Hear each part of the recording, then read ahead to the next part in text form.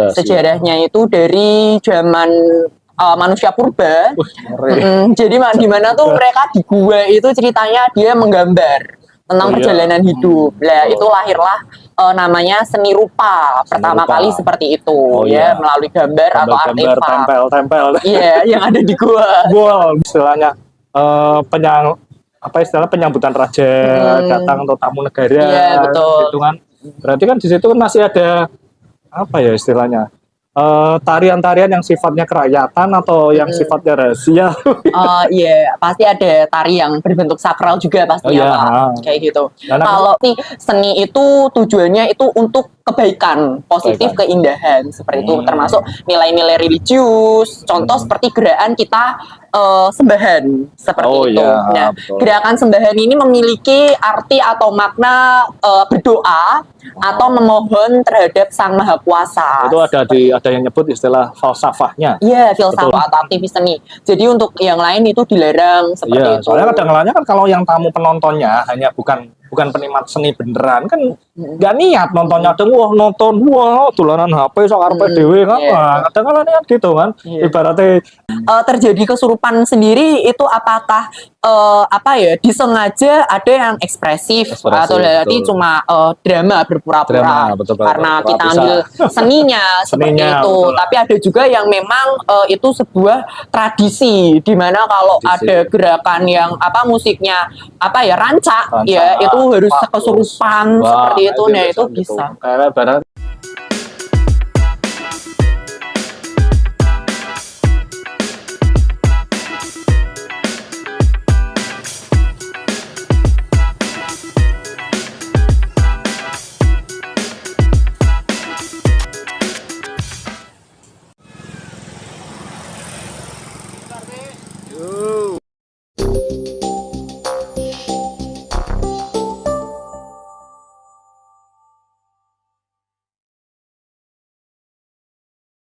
Assalamualaikum Mas Yusril, selamat malam. Wah, kita di acara Podcast Partai episode ke-21. Di sini kita bersama Mas Yusril, kita akan membahas dunia seni. Seni budaya atau seni apapun ini? Oke, seni budaya boleh, seni yang ada di Indonesia, Nusantara juga. Wih, ngeri, kelasnya udah kelas nasional, jangan-jangan nih. Alhamdulillah. Oke, kita membahas bersama Mas Yusril. Jadi di sini kita nanti membahas tentang dunia seni, baik itu seni peran, seni tari, seni apa ya? Jane ya. Yang paling tahu. jenisnya. Iya, baik. Atau perkenalan dulu biar tahu Mas Yusril berada di Kendal ini, warga Kendal juga ini. Oke, warga Kendal, perkenalkan nama aku Yusril Iza Mahendra. Seperti nama menteri Pak. Mahendra. Papa saya tuh ceritanya ngefans sama beliau seperti itu hingga anaknya atau putranya dinamakan Yusril Iza Mahendra. Beri sama suksesnya. Amin. Gitu. Ya, iya. Perihal tadi seni, bagaimana jenis-jenis seninya Mas? Iya betul, jadi seni di Indonesia itu cukup menarik ya Mas ya. Aku Pak RT. Pak RT aja boleh. Berarti tanpa sebenarnya bisa masuk. Oke Pak RT. Oke siap ya. Oke, untuk seni itu di Indonesia sangatlah beragam sekali. Salah satunya adalah seni rupa, seni tari, seni musik, seni drama atau seni teater seperti itu. Jadi untuk mengulas tentang itu kita pasti lihat yang namanya sejarah seperti itu Pak. Jelas. Sejarahnya itu dari zaman manusia purba. Jadi di mana tuh mereka di gua itu ceritanya dia menggambar tentang perjalanan hidup. Lah itu lahirlah namanya seni rupa pertama kali seperti itu ya, melalui gambar atau artefak. Tempel. Iya, yang ada di gua. Bual. Berarti apa? Sosmed sekarang kan ada bual update statusnya di bual beneran. Terus gimana? Nah, itu kalau sekarang di Instagram itu di wall, kalau di zaman dulu itu di gua. Seperti itu.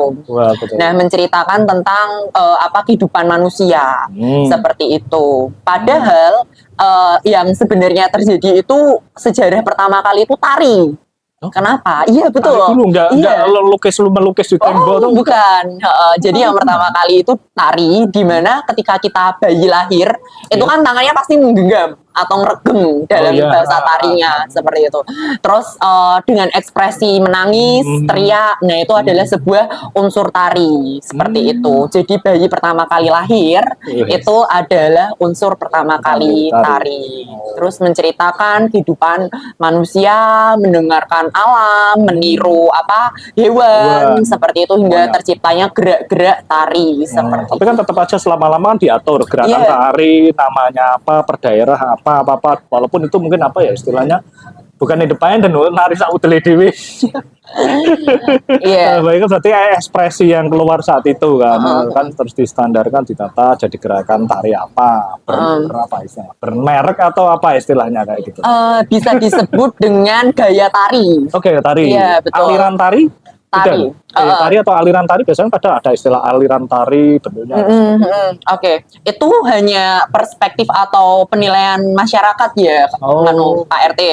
Jadi kalau secara ilmiah atau teorinya itu disebut dengan gaya tari. Tapi ada orang yang mengatakan aliran tari, gaya Surakarta, gaya Jogja, gaya Banyumas seperti itu. Mereka memiliki ciri khas seperti itu.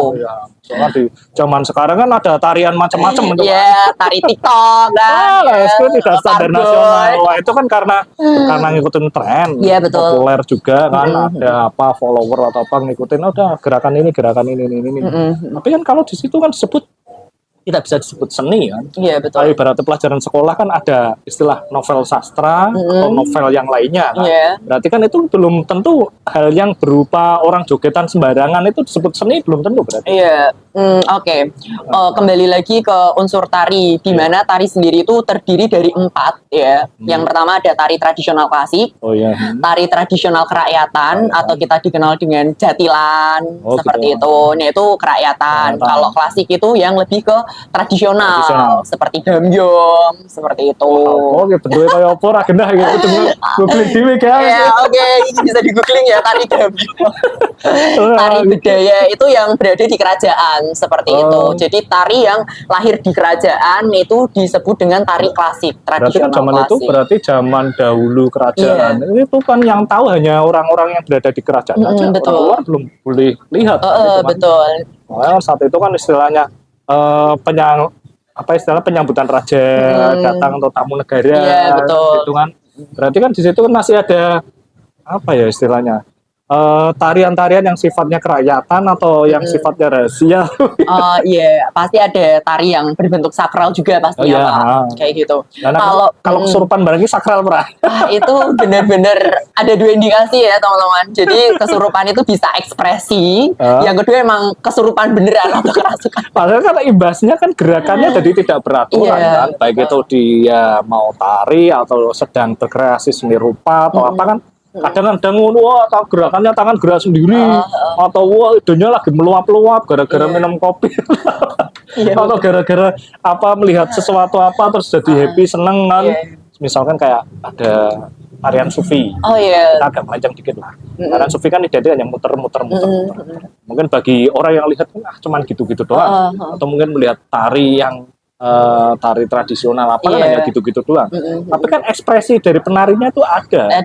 Kadang-kalanya tuh itu mungkin gerakan itu dimaksimal dalam 1 kali tempo menari mungkin 10 kali. Ternyata sampai 20 kali, 30 kali.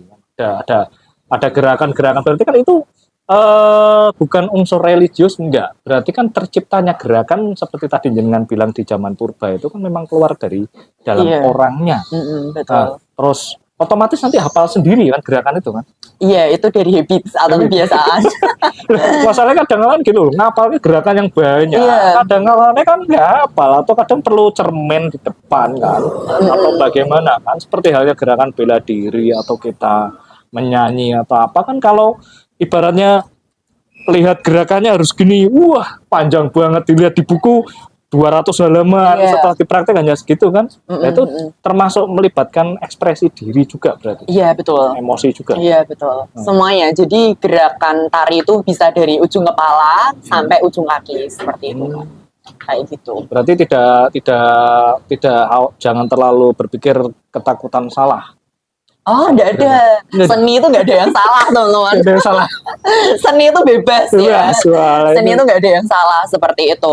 Kembali lagi tentang tadi kita bahas Iya. tentang religius itu tadi, Iya, Pak, itu betul. masuk ke dalam nilai seni seperti nilai itu. seni. Iya, Oh. nilai seni termasuk moral, Oh, gitu. religius, terus nilai tentang estetika, keindahan, seperti itu. Gitu. Nah, itu kurang lebih 7 kalau nggak salah ya secara Wah. teori.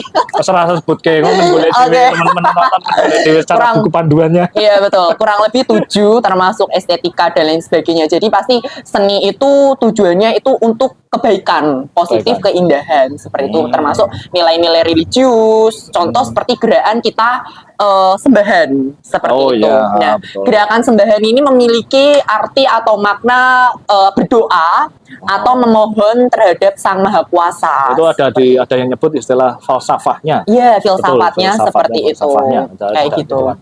Terus ada juga gerakan ulap-ulap seperti itu ya. Artinya agar tidak panas kayak gitu kan, itu dan macam-macam seperti itu. Jadi setiap gerakan itu pasti ada maknanya. Ada Karena maknanya. gerak tari sendiri itu terbagi menjadi 2, gerak maknawi dan juga gerak murni seperti itu. Bergelut di bidangnya. Iya betul kayak gitu. Jadi pasti kalau untuk membikin ya atau Iya. mencipta sebuah karya tari seperti itu pasti juga ada temanya nih. Ada. Jadi betul. tujuan, iya betul. Jadi tujuan tari ini saya menciptakan untuk apa? Loh, Kayak tapi gitu. pengertian menciptakan tuh menciptakan dalam hal pementasan atau menciptakan aliran tarian baru atau menciptakan judul baru. Kalau musik kan menciptakan lagu baru, Iya, betul. judulnya ini. Lah kalau tari itu boleh nggak mematenkan ibaratnya Mas Yusril, wah saya mau menciptakan gerakan gini tak kasih nama judul ini. Itu bisa. Bisa. Contoh karya saya juga banyak. Iya, nanti kita lihat Karya di saya YouTube juga lah. banyak. Nah, lanjut lagi tadi yang kan ada tari tradisi, tari ya. kerakyatan, Betul. terus tari kreasi. Kreasi, Nah, ya. tari kreasi itu diadaptasi dari tari tradisional Oh, seperti itu. Ya, contohnya seperti tari bedaya itu Bedaya. atau bedoyo bahasa Jawa niku. Nah, tari bedaya itu dikreasikan menjadi bedaya. Terus tari serimpi dikreasikan menjadi tari serimpen seperti itu. Jadi dikembangkan atau di increasing atau kembangan ya menjadi lebih menarik atau lebih Nanti simpel. maksudnya dikembangkan itu berarti diadaptasikan beda daerah atau mungkin istilahnya dimodifikasi gerakannya biar kekinian anak Iya muda betul. bisa, gitu. Jadi gerakannya itu mungkin banyak yang mempelajari terlalu rumit gitu ya Pak ya. Oh, Jadi gitu. disederhanakan agar lebih simpel. Tapi sing dadi masalah penemu tari zaman biyen komplain pora kowe. Nah, itu. Setelah ini terus lama-lama mengerucut ke beberapa yang gerak yang sulit dihilangkan. Iya atau sesuatu betul. itu kan Jadi gitu. maka dari itu mungkin yang pertama pasti bisa izin dulu sama koreografernya Oh, kayak gitu. gitu. Kalau misalnya boleh untuk menciptakan Gerakan tertentu. karya baru, pasti karya-karya baru ini ya yang modern ini pasti juga diadaptasi dari karya yang lama. Oh berarti tetap si anak istilahnya bukan anak didik kalau sekolah kan anak didik istilahnya si murid atau praktisi baru kan berarti dari seniornya ditunjukkan dulu asal mulanya ini Iya. secara detailnya terus kalau mau dimodifikasi batasannya ini terus kalau mungkin arahnya nanti akan menjadi baru seperti ini. Iya, Oh betul. gitu. Oh jadi biar tahu semua orang juru asal-asalan gitu enggak ya? Oh enggak. ada aturannya aturannya juga. ya lah terus gini perihal aturannya ya aturan yang tidak bisa dicegah kan pas kejadian corona kemarin Betul. 2019 Betul. 2019 sampai 2021 otomatis kan semuanya kena imbas istilahnya kita mau berkreasi kita tidak bisa diliput media seperti ini online video atau mungkin misalkan kita pementasan sih nonton orang Betul. atau mungkin misalkan kita mau kasih berbagi pengetahuan kadang tidak boleh ketemu langsung sama murid atau apa nah itu kena imbas nggak dari jenengan selaku seniman saat itu? Iya, pastinya kena imbas ya Pak. Dimana saya pribadi waktu itu masih kuliah, ya. Kuliahnya secara daring, kuliah tari tapi secara daring seperti itu ya. Wah, tapi ora asik ya, Iya, kuliah nggak tari ora asik. daring ya. Iya betul.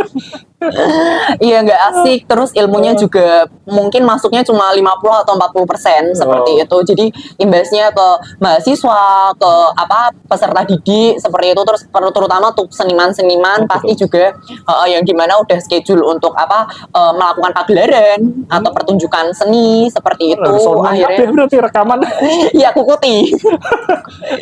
Tapi nggak boleh pakai efek-efek, nggak boleh. Nggak boleh. Nggak boleh. Nah, maksudnya kan biasanya kan ada make up atau apa saat itu kan. Berarti kan di syuting, direkam harus apa adanya asli. Berarti itu memang seakan-akan sudah ketemu langsung make up artis atau apa istilahnya. Itu untuk apa nih? Untuk Maksudnya kalau tari kan jangan ada make up apa dan sebagainya, seperti halnya jenengan pas saat itu KKN atau pas jenengan praktek tugas dosen kan direkam video menunjukkan ini kan. Berarti kan itu tetap dilakukan, tidak boleh pakai efek aplikasi, nggak ada. Nggak boleh. Oke, yang pertama kalau untuk waktu kuliah sih Pak, yang waktu itu ujian karena pinjaman kostum juga terbatas seperti itu. Terus mau beli alat make up, terus mau keluar juga pasti susah seperti itu. Jadi ujian itu juga ala kadarnya. Terus misal kayak kita kan pasti tari ada propertinya tuh, betul, kayak pedang, terus tameng seperti itu buat sendiri kayak gitu. Pedangan guys. Iya. Terus ada satu cerita di mana aku ada yang lucu nih. Gimana? Iya, jadi ada suatu cerita kan, jadi seni tari, aku kuliah seni tari itu nggak mempelajari tentang nari aja gitu kan, enggak. Pasti aku juga mempelajari musiknya, tata panggung, terus perwayangan, kostum seperti itu. Semuanya sepakat. Jadi betul di mana praktek karawitan ya, itu tuh kita pakai barang-barang yang ada di dapur seperti itu. Berarti kalau kalian kayak sandiwara saur sepo di radio, kita bayangkan gini ternyata di balik layar tuh tang senjata kayak gitu. Iya betul, untuk belajar instrumennya dari situ ya, karena pandemi kita harus kreativitas seperti itu untuk bisa mengerti. Berarti saat pandemi corona itu berarti jenengan melajarinya tidak bisa pilih-pilih, semuanya harus dilakukan semua. Berarti akhirnya hanya cuma nari tok dah. Nggak bisa. Berarti make up tetap belajari, masalah musiknya yang pas atau tatapan dan sebagainya tetap dilakukan semua. Betul. Jadi kita sebagai calon seniman itu harus multi talent. Ditempa sama bukan krisis ekonomi, krisis penonton. Iya betul. Nah kemudian saat itu kan jenengan juga sempat berbagi ilmu, terus les privat dan sebagainya. Selama corona gimana? Pray total atau gimana saat itu? Betul Pak. Jadi selama pandemi itu kita off. Kita benar-benar off banget, kecuali kuliah, karena mau nggak mau tetap harus berjalan seperti itu. Jadi untuk cari, alhamdulillah punya tabungan ya. Jadi tabungan, yes. Jadi dulu sebelum pandemi itu kan sering PY. Jadi anak tari itu biasa disebut dengan PY, teman-teman. Apa wis katane rate? Payon Arto. Atau ngejob ya, cari cuan seperti itu. Dimana kalau kita nari itu kita disawer. Nanti kita bahas masalah saweran, guys. Sawer ternyata sudah tidak di dunia seni saja. Iya, jadi waktu sebelum pandemi itu kita sering sebagai mahasiswa tari atau aktivis tari pasti kita sering ngejob namanya PY seperti itu, baik di dalam kota atau luar kota seperti itu, dan itu uangnya cukup lumayan seperti itu.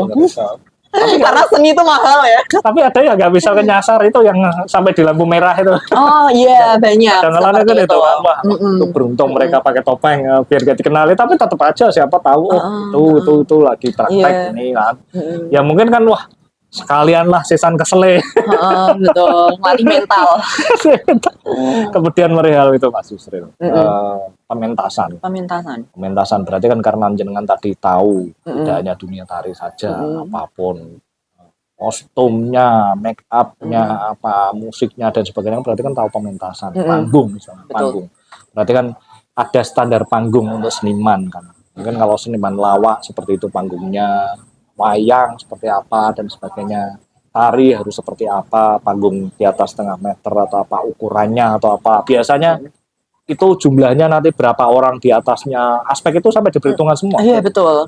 Jadi nggak hanya cuma ukuran panggung, tapi juga sound sistemnya, lighting seperti itu. Harus sempurna. Iya betul, ya harus totalitas seperti itu. Itu baru di depan panggung ya Pak. Jadi untuk depan panggung pasti kita ada orang soundman-nya, terus betul. Ada bagian itu, terus di belakang panggung itu juga selain itu artistik atau talents yang ngurus seperti kapan schedule manajemen seni pertunjukannya lebih tepatnya seperti itu. Biasanya prosesnya dari buat panggung. Kan biasanya di balik layar ada ibaratnya kayak konser musik, konser apa atau pementasan kan mesti ada 3 hari atau seminggu sebelumnya persiapan, gladi bersih, gladi kotor, gladi bersih kan, simulasi seperti ini kemungkinan yang terjadi nanti kalau ada penonton yang aneh-aneh atau apa pasti dilakukan itu kan.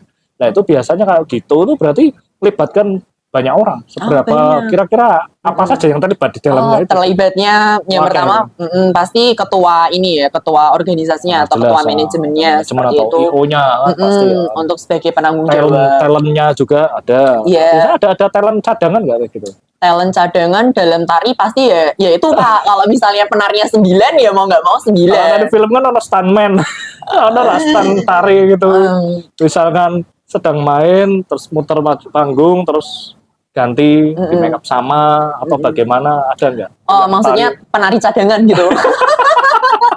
Maksudnya kan misalkan pentas lebih dari sejam biasanya kan pentas sejam 2 jam kan lama kan mungkin kan, atau misalkan kalau seni peran kan misalkan kayak Sri Mulat atau apa panggung kan itu ada mungkin apa ya istilahnya ya ngisi suaranya apa-apa itu ada nggak? Pasti ada seperti itu. Jadi pasti ada penari pengganti di mana kalau ada penari yang cedera kita pasti gantikan. Biasanya cederanya apa ya? Kesandung cederanya kan gerakan tari kita nggak ada yang tahu ya. Ada yang kostumnya keserimbet lah seperti itu.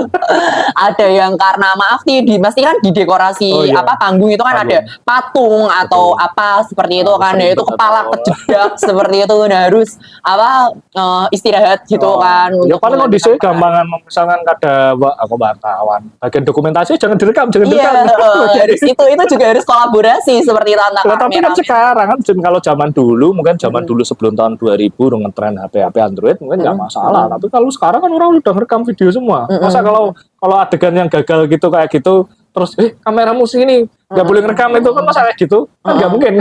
Iya tergantung ini pihak kameramen ya, tergantung pihak medianya. Kan biasanya kalau di luar negeri itu kan ada istilah teater. Saya lihat di film di TV kan selama proses teater dimulai tidak boleh berisik, terus tidak boleh ikut merekam video, hanya panitia saja. Terus itu kadang malah sampai HP suruh nyimpen itu kan istilahnya biar apa ya istilahnya ya aura pementasan biar lebih optimal atau itu sebenarnya hak prerogatif dari manajemennya sendiri seperti itu. Ada yang kita mementaskan karyanya khusus untuk para penikmat seni kayak gitu atau aktivis seni. Jadi untuk yang lain itu dilarang seperti itu. Soalnya kadang-kadang kan kalau yang tamu penontonnya hanya bukan penikmat seni beneran kan nggak niat nontonnya nonton tulanan HP sok arepe dhewe kan kadang-kadang niat gitu kan ibaratnya jenengan sing bongko kita pegel-pegel gini kayak malah dolanan HP dhewe guys gitu kan. Berarti kan pementasan itu perlu sumber daya yang kuat juga ya istilahnya tim yang solid menuju hari H. Berarti tadi aspek penonton juga harus diseleksi ya. Berarti ada istilahnya kalau pembatasan penonton, kriteria penonton ditentukan. Itu tergantung kembali lagi masing-masing manajemen tadi itu ya Pak ya. Gitu. Jadi ada yang karena misal tarinya misalnya kontemporer yang benar-benar erotis. Kayak gitu. Jadi itu tidak bisa dinikmati oleh anak-anak karena itu terlalu seksi, pakaiannya terlalu terbuka atau apa. Itu hanya dinikmati oleh orang-orang yang butuh hiburan karena kembali lagi seni itu adalah media hiburan. Seperti itu. Hiburan tidak sembarang hiburan bisa ditonton. Jadi itu salah satu contohnya aja kayak gitu. Terus ada lagi yang tari untuk anak-anak atau apa dan itu macam-macam. Ya sama seperti halnya misalkan fotografer kan, misalkan temanya pemotretan siapa di sini nih, temanya gini-gini ya fotografer pemula seperti saya. Ini nggak boleh ikut ya. Merendah guys. Guys aslinya gitu guys. Soalnya kan harus speknya gini, pernah pengalaman gini. Nah, istilahnya kan seni juga kan termasuk bela diri juga ada seni semuanya seni kan. Seni bela diri betul. Cuman kan masalah kan yang layak dipentaskan. Berarti kan istilahnya kalau jangan tadi tari. Berarti kan itu berlaku semuanya. Misalkan kayak yang zaman dulu kan wayang. Wayang identik semalam suntuk. Itu seni. Ya seninya memang kayak gitu. Kadang kan delok wayang ki ceritanya datang gitu, kenapa tidak harus langsung kayak film superhero kan, kayak gitu kan, memang seninya itu istilah biar kita menikmati detail-detailnya sampai sekecil apapun kan, seperti halnya tadi tari kan sama, melihat gerakannya sampai detail, orang jujur dulu, wis tahu ngenteni gue wis tahu. Oke. Berarti kan pementasan memaksa penonton terus ikut serta.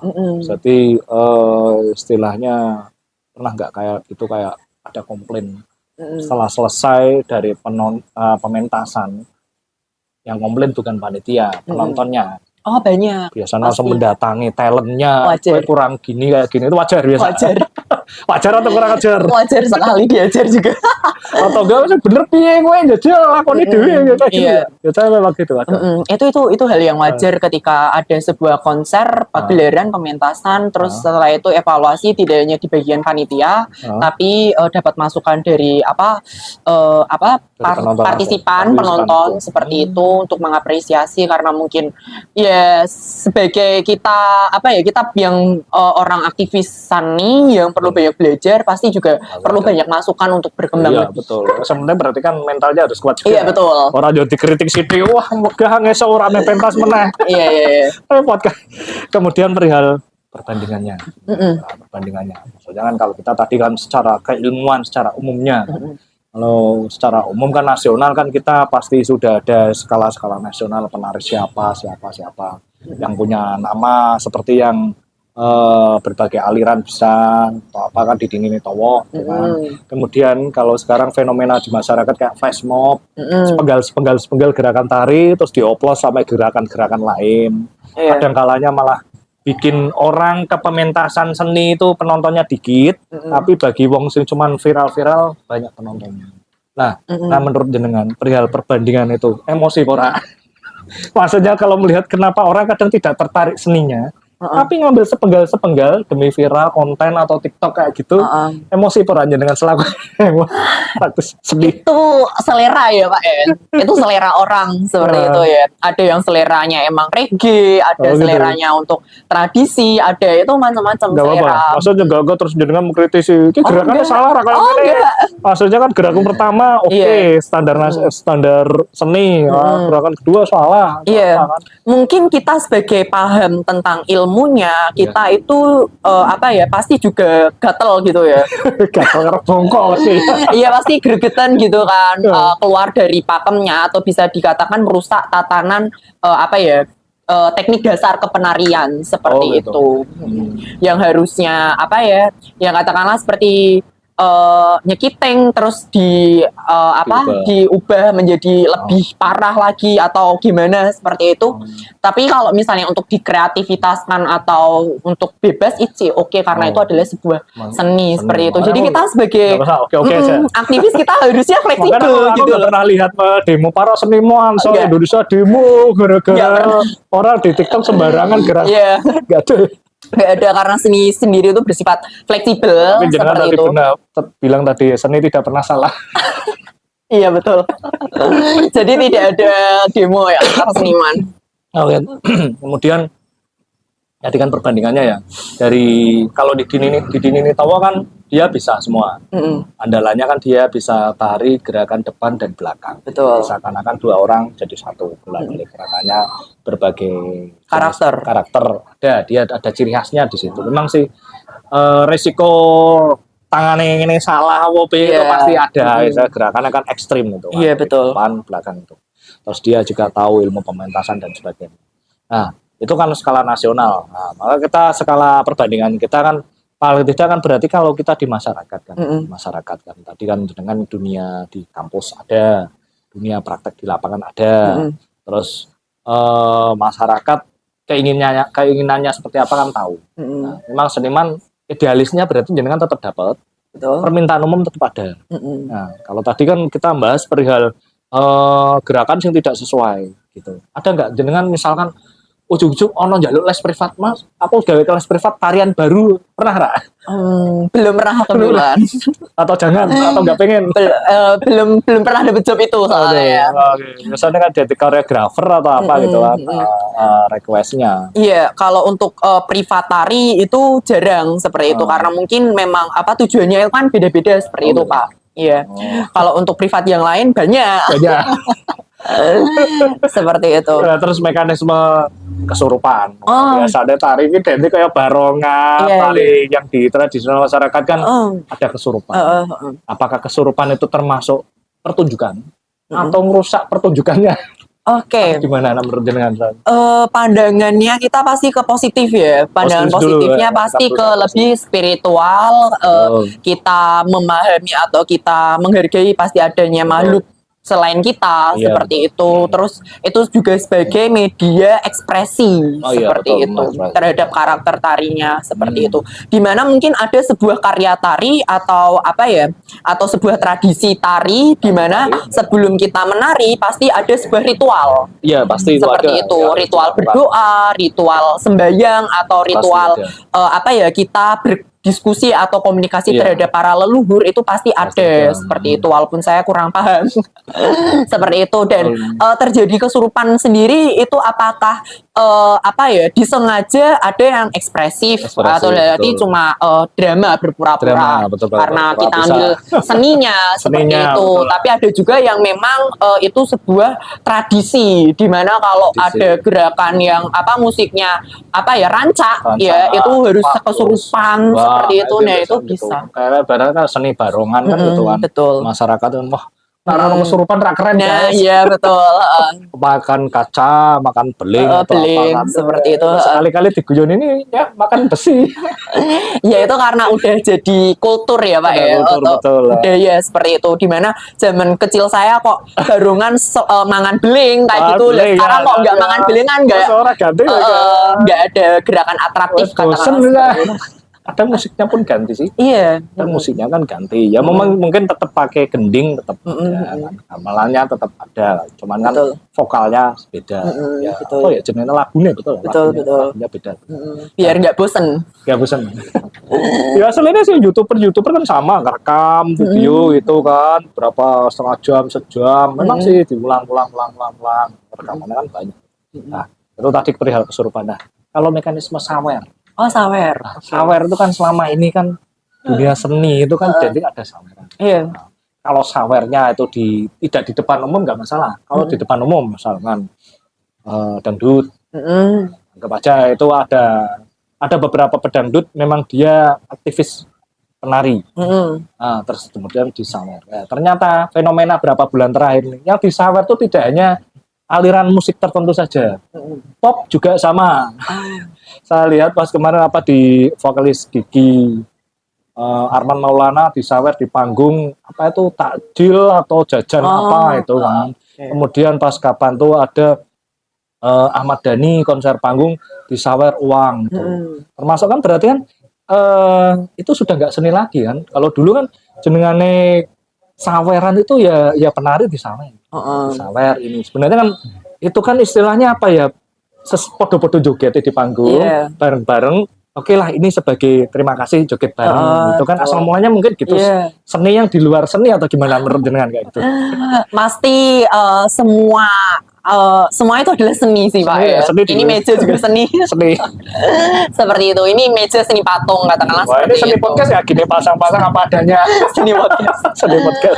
Iya. Kalau untuk saweran sendiri itu bentuk apresiasi penonton terhadap talentsnya seperti itu. Baik itu penyanyi, penari atau apa gitaris atau apapun itu. Berarti sah-sah saja. Sah-sah saja seperti itu. Ya, atas saja berarti. Iya atas izin sama apa penjaga apa ya namanya ya penjaga sekitaran panggung itu kan betul. Hasilnya diizinkan naik ketemu langsung enggak? Iya seperti itu. Karena juga ada yang naik panggung itu yang uraan atau yang apa ya itu kan juga banyak seperti itu. Atau security satpam tarik minggir. Iya kan, betul. kan. Tapi ada juga yang nyawer itu adalah orang apa talentsnya sendiri seperti itu hanya untuk rame kayak gitu. Rame sebar-sebar. Iya ada karena untuk apa ya? Karena biar rame, biar heboh, biar penontonnya orang gelem tak beleke sebenarnya wajib ya. Ada kayak gitu. Tapi ada juga yang dari penonton ya macam-macam seperti itu. Oh gitu. Berarti sah-sah saja. Sah-sah berarti saja. selama IO-nya eventnya itu menyetujui nggak apa-apa. Mungkin salah satu bagian dari pertunjukan. Pokoknya yang mungkin berarti kan kemungkinan terburuk tidak sampai merusak acaranya. Betul. Acara tetap berjalan dengan baik kan berarti kan. Nah, menurut Mas Yusril itu nyawer. Kan Iya. sawer ini. Sekarang dulu yang disawer identik perempuan, sekarang siapa Siapa saja, saja. lanang, wedok, apa boleh. Sampai yang jelek amit-amit lah, sampai yang berapa bulan yang lalu, amit-amit. Ini bukan seni mungkin ya. Orang qiraah Al-Quran pun perempuan lagi tilawah bisa sawer. Itu ada. Saya pernah lihat cuplikan video di YouTube ada. Itu kan istilahnya ya mungkin seni nyawer betul, tapi kan kebangetan tidak tempatnya. Betul, tidak sesuai. Ya logikanya misalkan gini lah. Pernah dulu saya lihat di pas corona itu ada penari baru mulai ya istilahnya ritual dulu sebelum mulai. Lagi belum pertunjukan, mungkin lagi berada di panggung belum, terus disawer, marah. Ya, itu wajar. Terus ada lagi mixed martial art, seni bela diri yang MMA atau apa itu yang dari Thailand, itu kan biasa naik saat turunnya munggah panggung kan dia berdoa dulu di panggung mungkin biar aman tidak terjadi apa. Tiba-tiba ada data orang ngasih uang jebret muarak bet gitu kan, berarti kan tergantung tempat kan kondisinya juga. Berarti kan tidak sembarangan. Ya, jadi pasti kita mau menyawer atau mengapresiasi orang dalam bentuk apapun itu ya, memberikan bingkisan atau memberikan takjil, uang, itu pasti kita juga harus tahu tempat seperti itu, tahu statement waktu yang tepat atau waktu seperti apa, dan tahu apa ya suasananya aja. Kayak misal qiraah atau lagi tartil terus disawer itu menurut saya juga kurang make sense juga sih, Pak. Kurang pas juga. Iya, kurang pas juga seperti itu. Tapi kan ada sekarang ada istilah pembiaran, ada istilah gratifikasi. Iya. Jadi bukan sawer, parcel. Ngomongnya kalau namanya bodoh kan pejabat-pejabat dapat parcel tidak boleh. Bukan seni ya. Berarti batasannya kan selain tadi nyawer, kemudian istilahnya dari pementasan, perbandingan. Anak-anak sekarang kan dari kecil kan, berarti pendidikan seni kalau di sekolah kan ada istilah pelajaran seni budaya atau pelajaran karya seni apa kan ada pembekalan dari anak keterampilan. Maksudnya mungkin ya belum pelajaran yang utama lah, masih muatan lokal masuk, berarti itu kan berarti kan dari jenengan yang pernah mengalami kuliah di dunia seni sampai jenengan jadi praktisi seni, kira-kira dari bibit-bibit anak-anak yang potensial seperti itu memang dari sekolah atau mungkin yang jenengan pernah ngelesi privat, itu jenengan bisa nggak kira-kira ngeramalkan suatu saat kira-kira dengan bocah sing umure SD suatu saat dia bisa menghafal gerakan tari suatu saat 10 tahun lagi atau apa, kira-kira jenengan bisa memperkirakan nggak? Itu benar-benar ada yang namanya bakat alami dan ada juga bakat yang terpendam seperti itu, Pak. Iya. Jadi ada bakat alami anak itu yang benar-benar apa ya? Menurut saya sih pasti semua orang menari seperti itu, seperti makan menari gitu kan. Tadi betul. Tapi ada juga yang memang karena faktor lingkungan, faktor keluarga yang tidak support, faktor agama, faktor norma, itu banyak sekali di mana anak itu yang tadinya suka menari nih atau punya talenta di bidang talenta di bidang tari, akhirnya karena tidak dapat dukungan moral, tidak dapat dukungan finansial, akhirnya bakat itu mati begitu saja seperti itu. Kalau saya iya betul. Kalau saya sendiri kan saya punya sanggar ya, di mana kan anak-anak pasti yang belajar ke sanggar itu adalah anak-anak atau orang tua yang benar-benar support terhadap seni. Berarti seperti pilih-pilih. itu. Berarti dengan pilih-pilih. Bukan pilih-pilih lagi, Pak. Tapi memang anaknya memang benar-benar dijuruskan ke situ seperti dia itu. Punya kemauan. Beda lagi kalau untuk seni tari atau seni di bidang seni budaya itu tadi, itu hanya sebagai pengetahuan. Gitu, seperti itu, sebagai pengenalan saja. Terus kalau ada anak nih yang pingin untuk mengembangkan, bisa ikut ke ekstrakurikuler tari yang ada di sekolahan. Seperti itu. Ingin lebih advance lagi atau ingin lebih profesional lagi, bisa ikut di sanggar seperti itu. Biasanya kan gitu, ada sanggar, jadi bisa lebih berekspresi kan. Pokoknya kan sekarang media ngerekam-rekaman gampang juga kan, sejauh mana dia ngerekam. Ya itu kelemahannya gini, kalau sekarang kan modelnya kan viral atau populer kan. Penontonnya akeh seneng lanjut berkreasi nih. Nah penontonnya Siti kadang berkreasi males ya. Iya. Generasi kalau ngene piye jalan. Nah, jenengan Bu. Iya, menyikapinya. sebenarnya betul. Sekarang perkembangan teknologi pun juga semakin berkembang, tari pun juga sebenarnya semakin bereksistensi seperti itu. Itu makanya kan kadang-kadang kan gitu. Jadi sebenarnya untuk tari tradisi itu lebih viral itu perkembangannya lebih banyak seperti itu gitu Pak. Nah, tak lihat jenengan kok sanggare kok menune kok akeh meneh ya. Tari A, B, C, D, E sampai bela diri, karate itu terus piye iki ceritane Itu seni bela diri. Ki ngatur jadwalnya piye kuwi? Hari pertama, hari kedua, hari ketiga itu gimana betul. ceritanya kuwi? Apa jenengan menarik mereka datang ke sanggar atau jenengan mengunjungi kepada mereka di tempat yang sudah disediakan mereka di mana? Gimana tuh? Yang pasti pertamanya promosi dulu seperti itu. Promosi bahwa kita pengenalan, kita memiliki tempat di mana tempat itu bisa untuk wadah ekspresi untuk anak-anak seperti itu Pak. Di mana itu aku bikin yang pertama emang tujuan dan manfaatnya menghindari. Jadi awalnya saya buka sanggar itu agar anak-anak itu punya media belajar yang aktif seperti itu. Okay. Pak, agar tidak kecanduan gadget seperti itu. Dimana gadget sendiri itu kan kalau over itu juga bahaya bagi mata, kesehatan, seperti itu, psikis, seperti itu.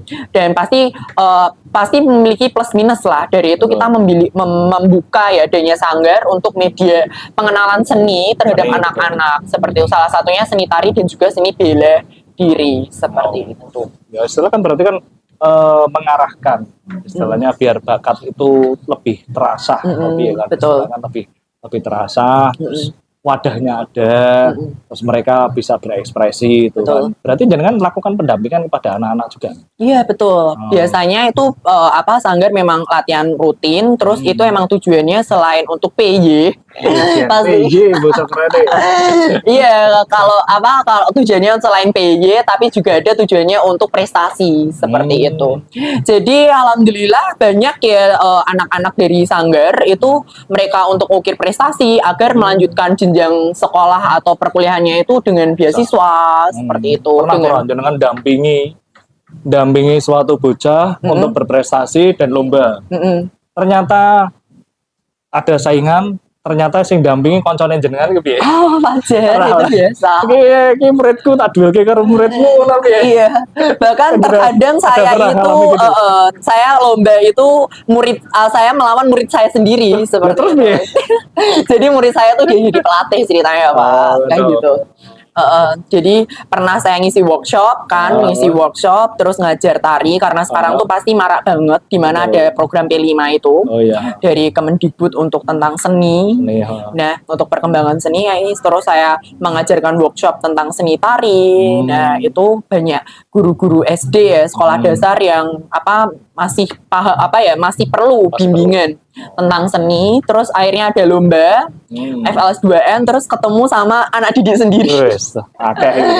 Kayak gitu. Dan saya juga pastinya tentu bangga gitu kan kalau anak yang menang lah, anak yang kalah piye? Wajar. Kompetisi. Enggak apa-apa. Menang kalah itu hal yang orang tersuah, terima apa piye? Menang kalah itu hal yang wajar seperti itu karena kembali lagi seni itu adalah ekspresi, seni itu tidak pernah salah. Oke, yang terakhir Mas Yusuf sebelum kita tutup, pesan dan untuk mereka yang masih penggiat seni, masih pemula. Musim pemula kan biasanya kan identik dia malu untuk tampil ke permukaan. Maksudnya tampil ke permukaan itu takut keluar dari lingkungannya. Ibarat lingkungan sekolahnya, lingkungan rumah atau apa. Kalau jenengan kan sudah keluar dari lingkungan yang ada. Nah, bagi jenengan kira-kira ada nggak pesan kepada mereka yang masih pemula? Takut aku mau ngelesi atau aku mau online-kan rekaman karyaku atau apa, atau takut dikritik, kira-kira jenengan ada gambaran untuk mereka yang bisa dikasih saran? Oke, pasti untuk takut sendiri itu adalah hal yang wajar seperti itu teman-teman. Jadi ketika kita udah punya bakat, punya potensi, itu silahkan kalian expose atau keluarkan bakat kalian seperti itu loh. Percuma, maaf kalau kalian nggak punya kalau kalian itu punya potensi tapi diem ya, kalian nggak speak up, itu percuma potensi yang kalian miliki seperti itu loh. Jadi dari itu kalian punya potensi menyanyi, kalian asah nyanyi kalian seperti itu, terus untuk bisa lebih baik lagi seperti itu, terus kalian punya bakat untuk menari, badan bisa ditekuk katakanlah seperti itu. Itu benar-benar potensi yang mungkin sangat langka katakanlah seperti juga, itu. Betul lah. Makanya kan harus perjuangan terus berarti tetap semangat betul. terus. Jadi kalau kalian punya potensi, kalian punya kemauan, kalian punya hobi, terus kalian kegemaran di seni seperti itu, silakan asah bakat kalian seperti itu. Iki ngasih saran pun nyeneni aku nih.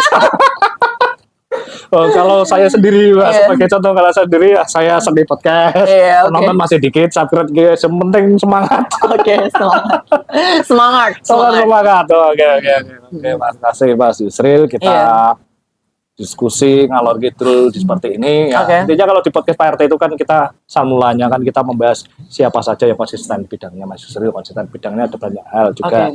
Konsisten sukses di bidangnya dan sukses hal lain juga. Kemudian ya istilahnya tetap berjuang terus gitu kan, maju berkembang juga kan. Tetap semangat iki coba ya kayak Ramadan tetap jalan. Alhamdulillah. Tak kira Ramadan pray terus. Iya, karena ada lomba kan persiapan setelah Lebaran itu ada apa? Competition seperti itu. Bikin karya karena sebagai koreografer. Iki promosi sekalian ini. Iya. Tapi channel YouTube ada. Belum punya. Facebook sih ada. Wah, story harus bikin banyak ini biar cuplikan-cuplikannya ada, rekaman-rekaman juga. Oke, terima kasih Mas Yusri, sukses selalu. Semoga podcast malam ini kita bisa bermanfaat bagi teman-teman semuanya, bisa menginspirasi. Assalamualaikum warahmatullahi wabarakatuh. Sampai jumpa di episode berikutnya. Terima kasih. Bye-bye. Yes, dapat pirang menit ini? Alhamdulillah 46.